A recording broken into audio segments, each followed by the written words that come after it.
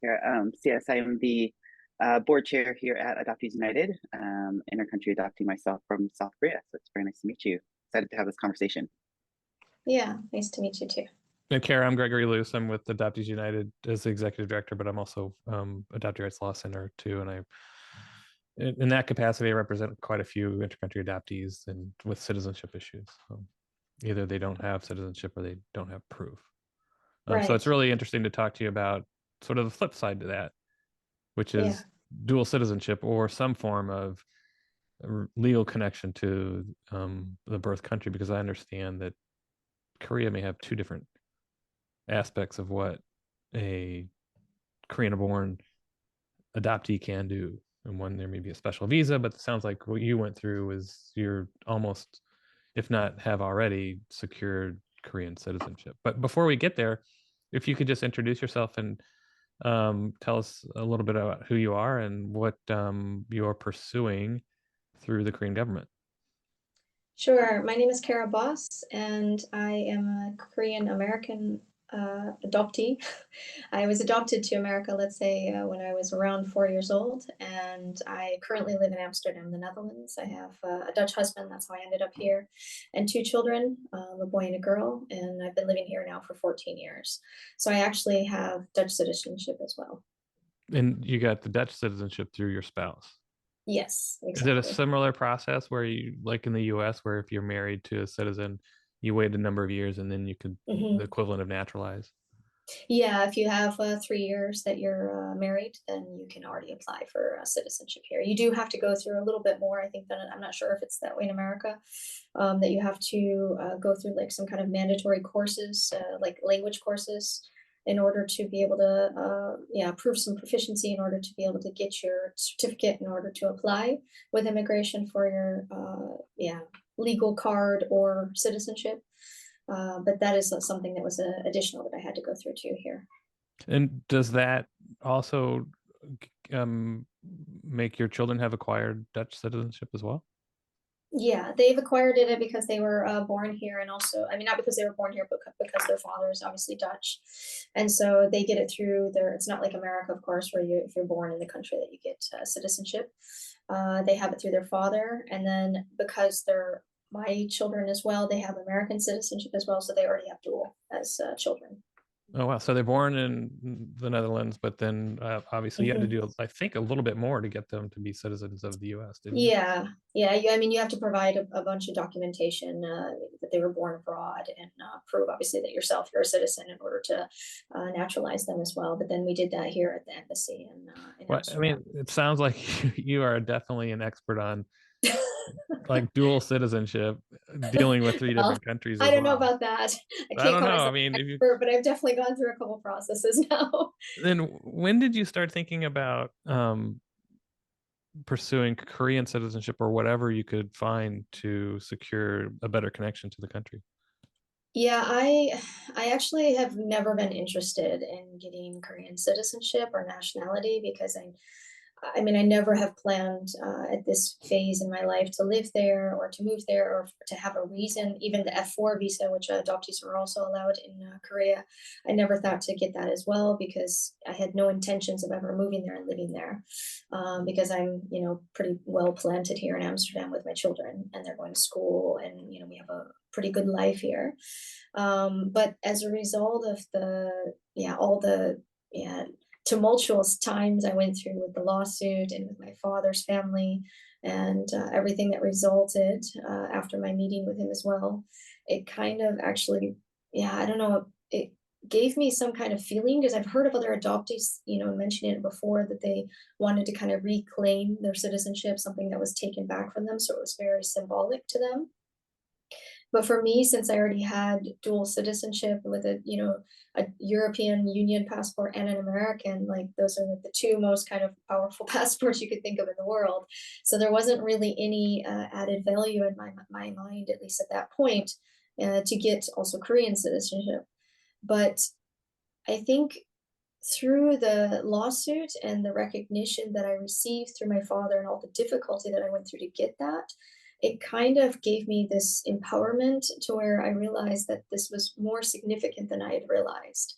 Um, And I think that that's just a part of the emotional journey you go through as you're, just trying to search for your identity and your roots, that you don't recognize some of these feelings at certain points, right, in your life, and especially if you're not at those pinnacle points.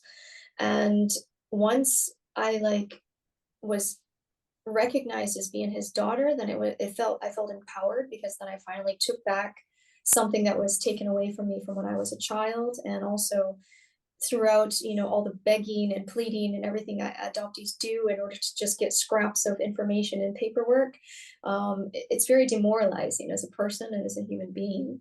And so in those moments too, like I think it was kind of like this feeling of wanting to fight back. Mm. And when I won the lawsuit, and that was kind of like a byproduct as well, because obviously, since he was a Korean man outside of being an adoptee, because he was a Korean man and I was considered his daughter, then I was allowed to apply for citizenship as well, outside of adopting, rules and allowances. So for me, I think it was more related to that, the fact that I could reclaim what he never gave me and should have given me. And that's kind of, I think, what pushed me. And as well, because of COVID, it kind of relaxed a lot of the rules that were in place in order to get citizenship. Because before, you had to visit Korea multiple times, you had to stay there for a length of time in order to get certain steps finished in the process. And after COVID hit, they relaxed all of those rules to where you could just apply at the consulate here in the Netherlands. And the only rule that was kind of left is that you had to go within a year of finalizing like the last pledge in your nationality. You had to go there to finalize like your last 4 digits of your social security number is similar what they're requesting. And once I did that, then I could apply for a passport, and then I would officially be recognized as a Korean national. So that was like the only step that I had to take. And so because of the relaxation of those rules, it gave me more of another option where I thought, okay, now I'm going to try it and go for it.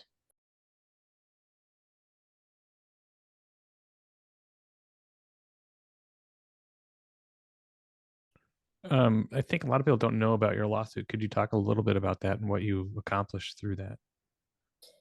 Yes, I was in search for my mother, my biological mother, and as most adoptees, we don't have any kind of, information in our files. And I'd been to Korea multiple times at that point, and every single time I had visited my orphanage or a Holt, there would be, a new small little piece of paper that would kind of come to the surface that they were like, oh, we didn't realize, that this was in your file. And so that I was almost domestically adopted. Some of the details of how I was found kind of changed. I realized that my date of birth, or what I've been celebrating as my birthday, was actually the day that I was found supposedly in this parking lot, which I guess in retrospect, most adoptees have this as their kind of, birthday. Um, and so during this whole search process, I ended up coming to like a dead end. I couldn't find anything. My parents were unknown. And so then I resorted to DNA, which a lot of people do. And so I pretty much uploaded my DNA into every data bank there is. And I ended up with a match after, let's say, I think I started in 2000, and my daughter was 2 at the time. So that was 2017 is when I initially started my search. And then in 2019 is when I actually received a DNA match. So it was quite some time later. And it ended up, long story short, it ended up being my father's grandson who had done the test. He was studying at a university in England and happened to do the test just for fun with a roommate. And through him, I was able to make kind of the connections. He was very conservative and very protective of his family, so I didn't get names. I only got maybe a last name or a university that was studied at, or different professions. And then through just kind of investigative detective work myself, a lot of internet, a lot of searching, I managed to find out, that his grandfather was probably my father. But the family completely stonewalled me, wouldn't talk to me. They said that they spoke to my father, but they didn't. And they basically just tried to push me away and ignore me and make me just move on. And I think we as adoptees most often, we try to respect a lot of times, obviously, the culture and the place of origin, and also our birth families. But I think at this point, because I didn't hear it from the source, I didn't hear it from my father saying like, I don't want anything to do with you. I couldn't accept it because then I kept thinking, what if it's just them and not him? And so I wanted to hear it from him. If he said it, and the only thing I wanted, I didn't even want a relationship. I just wanted, a conversation just to know who my mother was. Then, yeah, I would have accepted it if he would have said that to me. But that never happened. And so then via, I managed to find a lawyer and the idea even that I could possibly file a paternity suit. And my lawyer was willing to take my case. And I mean, in a lot of scenarios, most people didn't think it'd be possible to win because, with adoption, your adoption is severed, your relationship is severed. There is no, mother or father left in Korea. And so the family court, though, they just literally took it as it is. So with the evidence that I had and the different messaging systems where they all, kind of said that he's potentially your father, then they forced him to take a DNA test. And in the end, it was positive. And so the judge declared me as his daughter and that he had to recognize me and take me into his family registration in Korea. And then the byproducts for that I was obviously able to claim citizenship and also inheritance.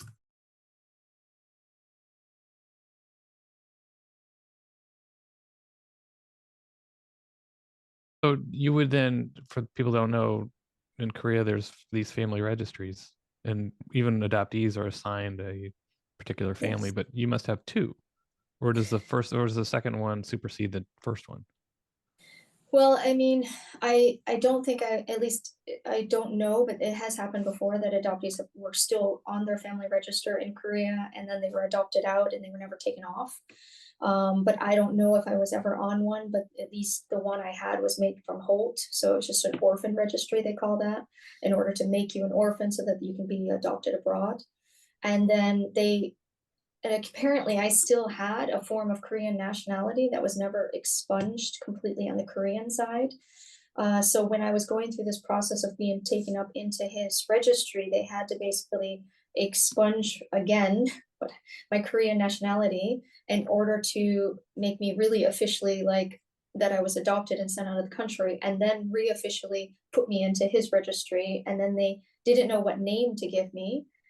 So that took a really long process as well. And in the end, they gave me his last name with my American name. So in Korea, on my passport, it says O Kara. Interesting. So I have a completely different identity in Korea in that register. And do you now have a Korean passport? I think when we talked or traded emails, maybe a couple months ago, you weren't finally done with this process, but are you at this point? Well, that was also another surprise, is because I was trying to make the appointments in Korea because that's what I had last been told when I did this a year ago, or more than a year and a half ago. They told me I had to go to Korea to finish the process. And apparently 6 months ago, because I called the embassy just this last week because I couldn't get an appointment in Korea with immigration. And then they're like, oh no, 6 months ago we changed the rules and you can actually apply for the passport here. And those last 4 digits of your social security number, then you just get those in Korea, but you don't essentially need them unless you're going to, work and live there. So I was like, what? So I had an emergency passport because last year when I was supposed to go, I had broken my ankle right beforehand, so I couldn't travel. And then I got an emergency passport in order to extend the year period. Because if you didn't finish out the nationality within the year of your pledge of basically saying that I won't use an American passport or any other form of identity when I'm in Korea, I will abide by Korean laws and etc. And once you make that pledge, you have to finalize it within a year. And so the emergency passport extended that year until this year. And then, yeah, like I said, I was trying to make the appointment with immigration, and then it was impossible because you have to have an ID number in order to make an appointment. And if you live overseas, obviously, and I don't have that. And if you live overseas, you're also not allowed to make an appointment. So it was a big mess. And so then they changed the rules again. So now we can apply for a Korean passport. So now I'm just waiting for it to be shipped basically back to the Netherlands from Korea. So within 2 weeks, I should actually receive my Korean passport.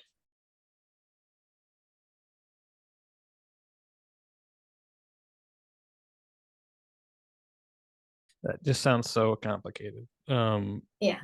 I mean, was the attorney helping you with this, or the attorney really was about the paternity? No, the attorney just helped with the paternity suit and getting me into the family registry.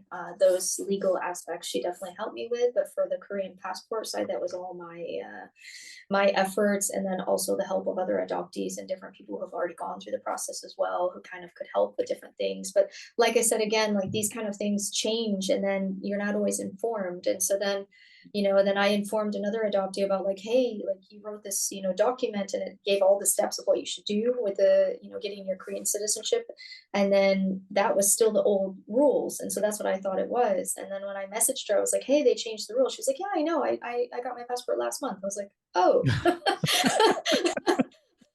Like, oh, I wish I would have known that. Right. Well, unfortunately, that's also the issue, right? Is all this information is not like bundled in one spot that every, kind of Korean adoptee at least could go to like this one website. That's kind of what you would hope. And they like, this is what you have to do and make it very simple. It still remains complicated. It was interesting to hear that when you're in Korea, you must represent yourself as Korean, at least legally. Is that unusual? Or do you know? I don't know. I just know that that's the rules to, yeah, you're not allowed to use, like, I cannot use an American passport anymore in South Korea, for Huh. example. Yeah. Yeah.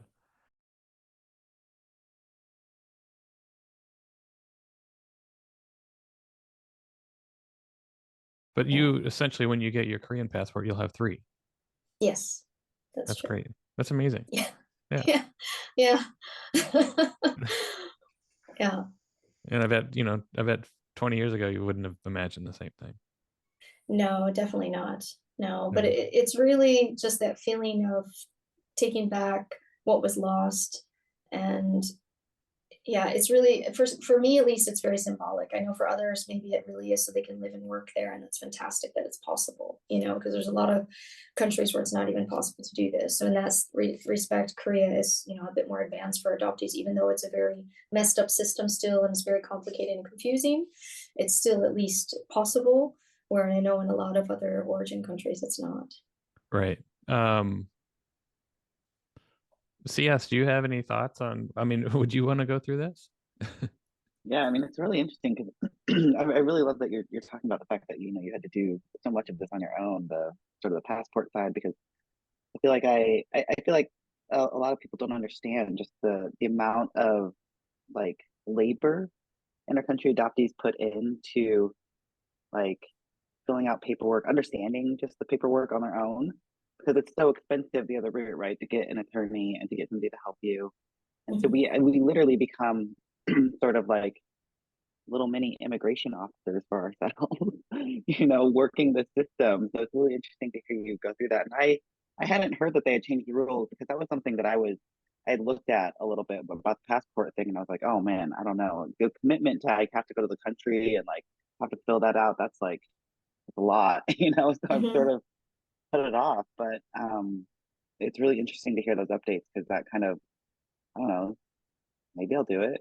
That sounds like something that could be interesting. So Yeah, and the other thing you have to know is that you have to have a Korean translator to, I mean, they don't, I mean, at least from what I know is I used my Korean teacher. She was wonderful and helped me out, where I know other adoptees have actually hired a Korean translator and they had to pay like per word, and it's very expensive then.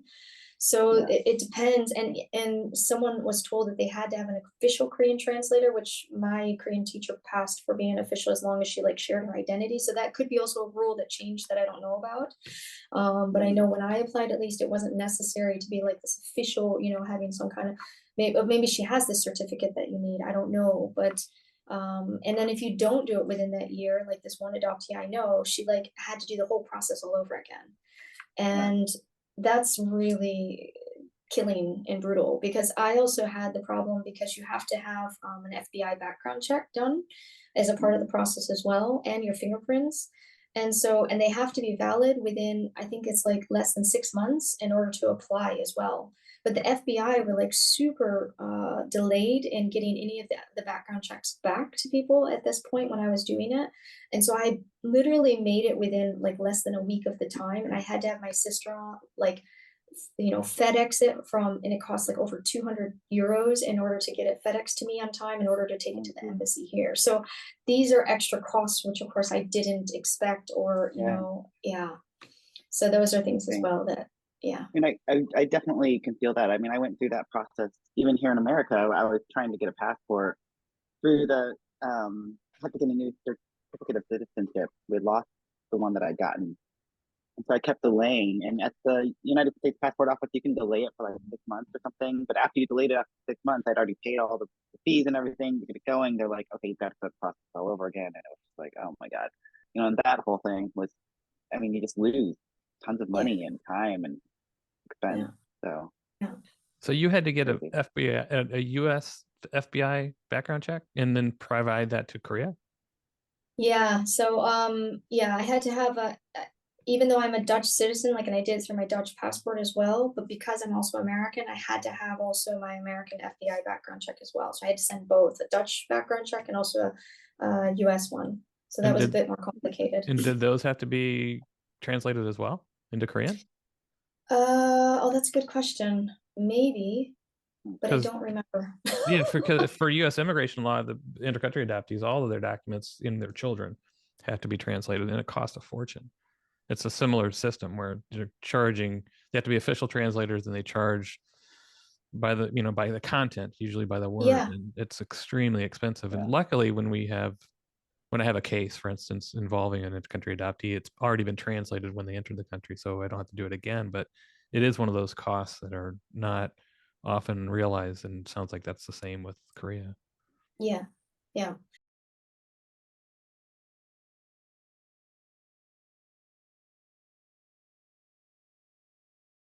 Yeah, definitely for the main documentation that was necessary. And I think the Dutch and the American FBI background check, I think English is one language that they do accept for these kind of official documents.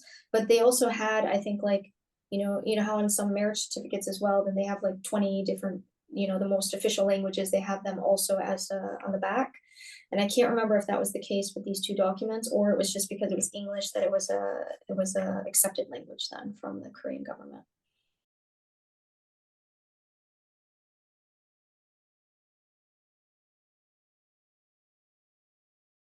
So this is an odd question, but are your kids old enough to understand what you're doing?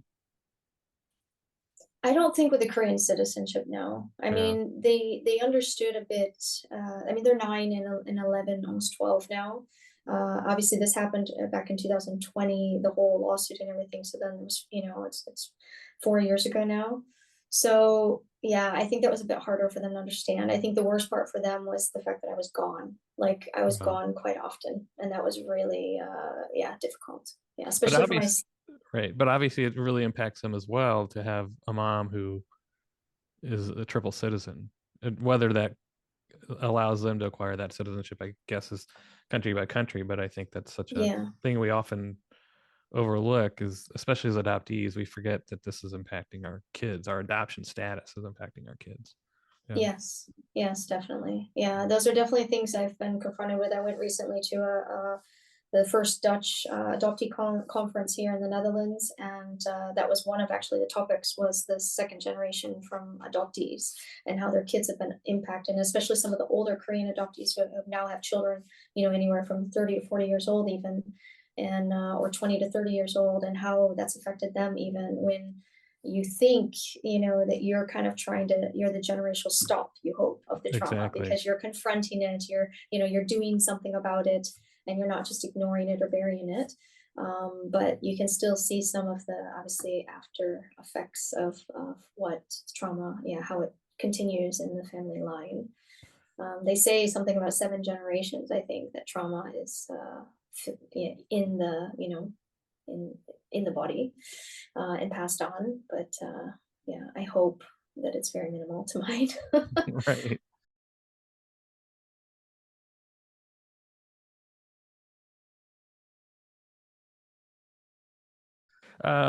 You mentioned I'm not sure if there is a difference. Is there a difference between getting a Korean passport and securing Korean citizenship? Or does one depend on the other? Yeah, one depends on the other because if you don't have obviously the Korean nationality, then you can't apply for the passport to claim citizenship then, I guess. So yeah, as far as I know, that's kind of how it works. Yeah, But and I guess the reason why I asked, it sounded so complicated in your case to establish paternity. I'm wondering what Korean adoptees have for proof of family registry that would allow them to claim Korean Yeah, citizenship. that was gonna be my question because like for me, I don't have, as far as I know, I don't know that I have. I mean, I'm sure somewhere, but I've done a lot of the digging and the trying to figure out, connecting, and nothing has come up. So mhm. I'm curious what that looks like for adoptees that haven't really found a connection when they're doing their search, I guess. Yeah, they changed the rules in Korea for adoptees that you can do it. You just have to basically prove that you've been adopted. You have like your adoption Oh, okay. certificate through Whole or whichever agency you were adopted through. And if you prove that you're an adoptee, then you also have a right to claim. Oh, okay. Yeah, yeah. So Got it. that's a law that they changed for Korean adoptees. And then you're also not. You don't have to do military service. I think there's like a couple hours or something online or something maybe that men have to Hmm. do. So Oh, interesting. that is something to be aware of, but you don't actually. But that's and whether or not our kids as adoptees can have Korea citizenship, that's also something that's unknown still, as far as I know. Hmm. But like I would never pass the Korean passport on to my son, for example, because I would never want him to be in in the military there, obviously, or have any of those kind of yeah That, effects of the Korean nationality. yeah, that was one of the questions I had because I've heard that about the requirement for military service, and it sounds like maybe they've relaxed that for adoptees if they have to just do something online, or Yeah, maybe that's they're too from old or something. Yeah. Yeah, that's mainly what I've understood, but I haven't heard of Korean adoptees being able to pass that citizenship on to their children, at least, as far as I know. So yeah, I don't think that they obviously took that into account either, right? I mean, this is all kind of like they're learning as they're going, as people are, standing up and trying to speak out for adoptee rights. So that could be something that would eventually also be in place, given the fact also that Korea is like, their population is diminishing. Right. Yeah.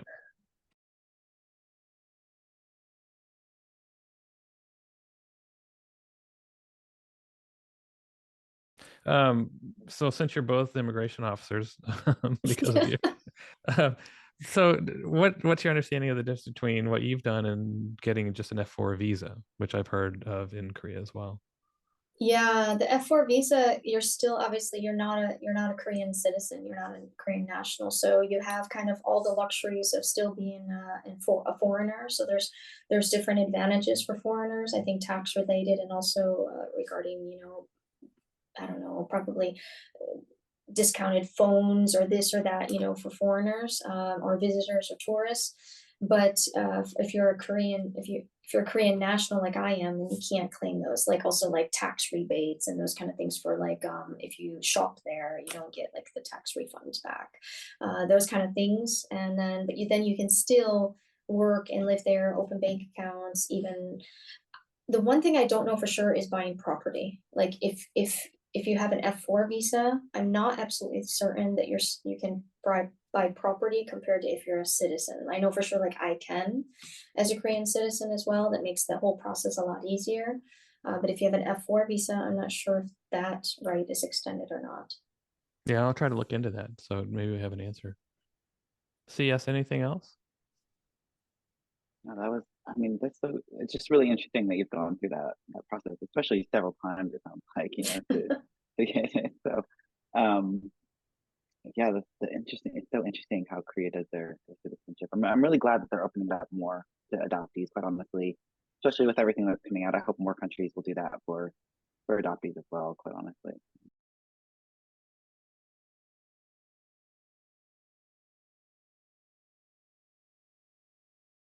Yeah, that was one question I had, and I'm not sure. I mean, you're both you're an American um, adoptee from Korea, but you also live in the Netherlands, which has a really active part Mm. in prompting the Korean government to investigate their past adoptions. I'm wondering if you're involved in that at all, Yeah, and where you're coming from with that, whether it's from the Dutch side or from the U.S. side.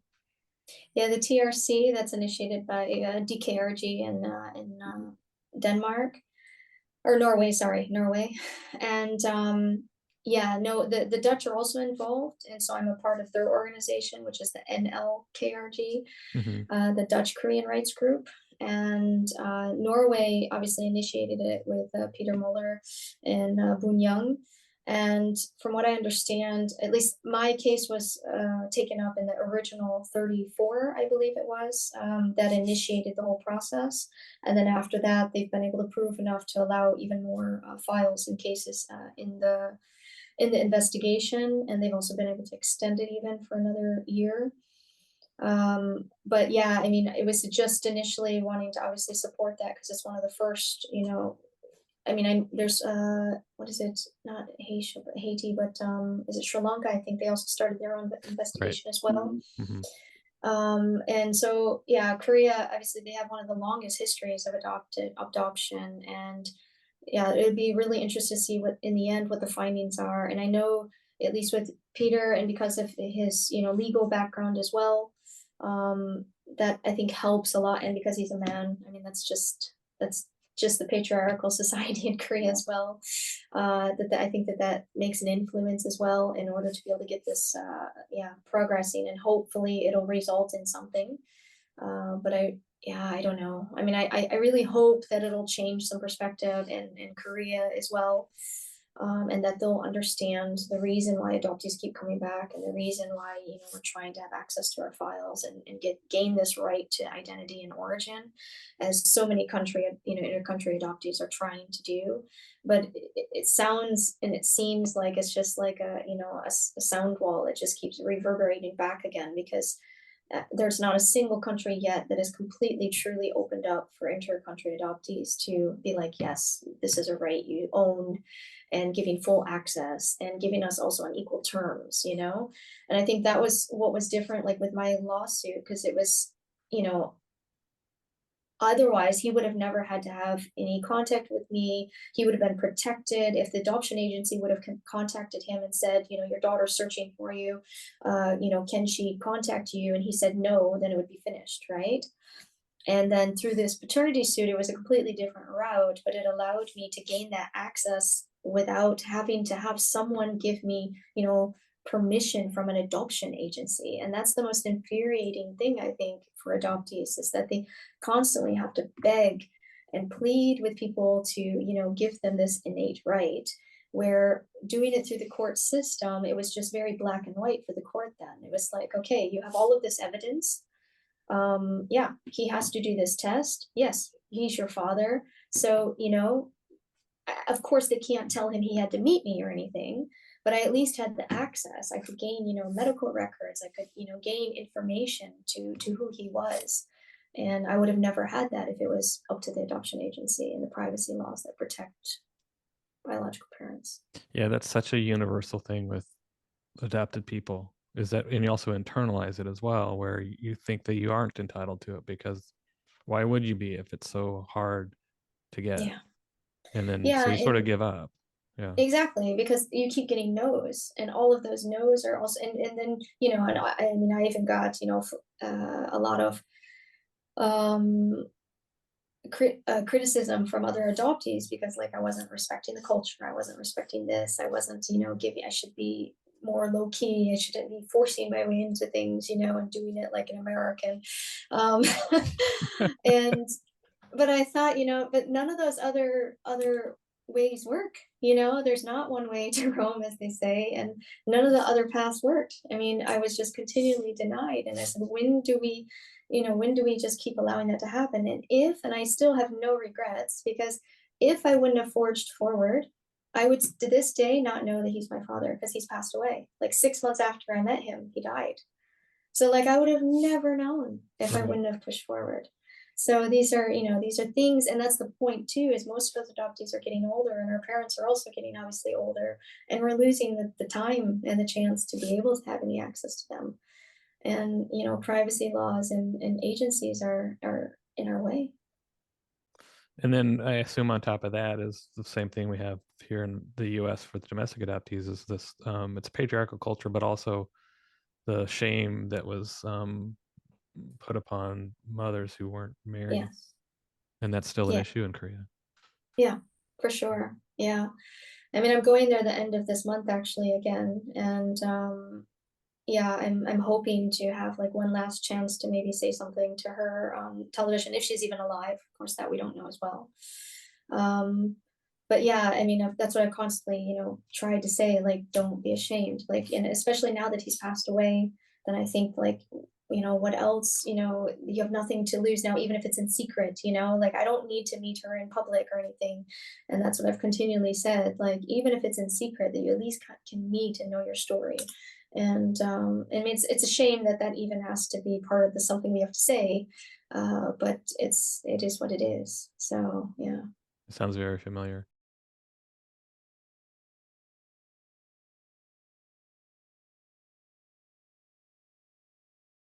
I was going to ask you if you ever had a relationship with your father, but it sounds like you either didn't have the time or didn't want to have a relationship.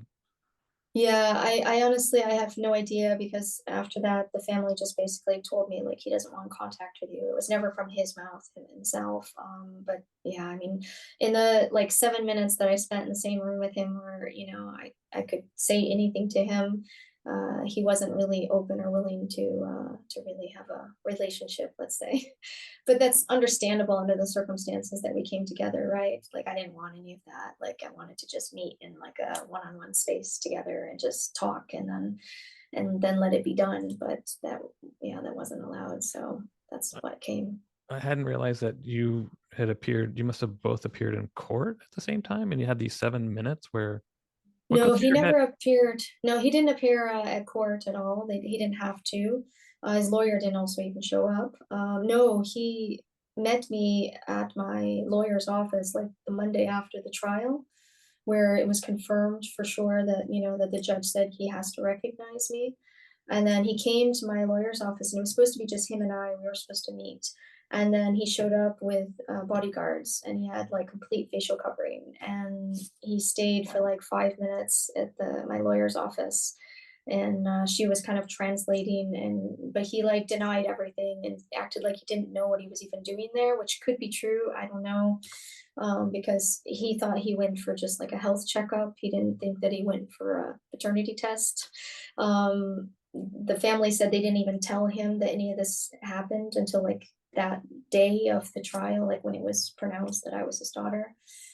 So he only had basically 2 days before he met me in order to process everything.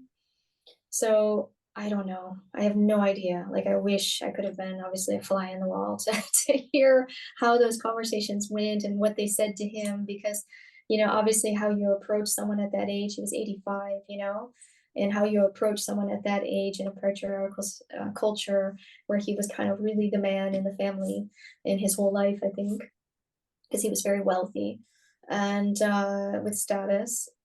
Yeah, I don't know. It could have gone differently. I could only presume, right? Because it's all Right. about context and how you word things and how you talk to somebody. But they chose to do it this way, and I mean, I understand as well because I was this outsider who, pushed a lawsuit on them in the end, and yeah, they didn't expect that to happen. They thought I would just go away, but I didn't. I just can't imagine having to deal with all the secrecy, all the shame that goes along with wanting to know your full identity, and then your father shows up in a mask. Yeah, he had like the mask and sunglasses and a hat. He was completely unrecognizable. And then he had like these two beefy like bodyguards with him and they like scanned the room, like everything. It was like a movie. Oh my god, that's Yeah, I crazy. mean I can laugh about it now, No, but I I know. was I can laugh at it too like because probably, that's I get some privileges being of an adoptee, and I can imagine it, but not yeah. an intercountry adoptee. Yeah. Yeah, yeah, exactly. No, I mean that was like the I could never imagine that, that would happen. They basically called my lawyer like right before he arrived. They said we're in the basement, and the only way he's coming up is if he has these two bodyguards with him in the parking garage in the basement. And if you don't agree, then he's leaving. But I was like, this is like my chance to meet him, chance to ask him who my mother is. This is it. I can't back down and say no now.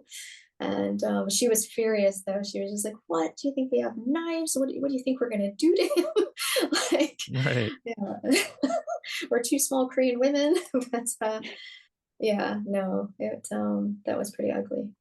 Yeah. Yeah. But that's what propelled me, obviously, even more so to feel this kind of, empowerment after the fact that I had her, because you are completely powerless, right? And especially with adoptees without citizenship as well. I mean, everything is constantly just being predetermined for you, and you have no power over your situation, and you never did. And so this was like the moment that I gained that power back over my life as an adult. And then gaining my citizenship was the moment that I regained power and took back what was lost from that 4-year-old girl who was abandoned. I love ending it on that. I think that's such a perfect thing to end with. So, Kara, Yeah. thanks so much for talking with us. CS, if you have any further questions, let me know.